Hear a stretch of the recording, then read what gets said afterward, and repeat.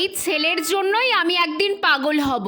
ওর মাথায় যে কখন কি ভূত চাপে ভগবানই জানে। দুজন মিলে বাছুরটাকে আদর করছিলাম, এরই মধ্যে দৌড়ে বাড়ি থেকে একটা ঝুড়ি এনে হাজির। এখন তার বক্তব্য, মুমু আমার সর্বনাশ হয়ে গেল, তাড়াতাড়ি পুকুর পাড়ে চলো। ঋষি, এমনি কিন্তু তুই দাঁত ফোকলা, তুই কি চাস আমি ঘুষি মেরে তোর আরও দুটো দাঁত ফেলে দিই? আমি কোথাও যেতে পারবো না। যেই বলেছি অমনি বলে, ও তুমি তো শুধু নিজের গাছকেই ভালোবাসো, আমার গাছকে তো ভালোবাসো না। এই কথা শুনে কি আর থাকা যায় বলো তো?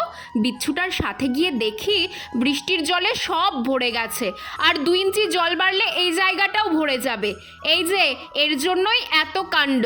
মহাশয় শীতকালে 2টো লঙ্কা গাছ লাগিয়েছিলেন, আর তাতে এখন লঙ্কাও ধরেছে। যেহেতু বন্যার জল চলে এসেছে, তাই উনি ওনার গাছ থেকে লঙ্কা তুলতে এসেছিলেন।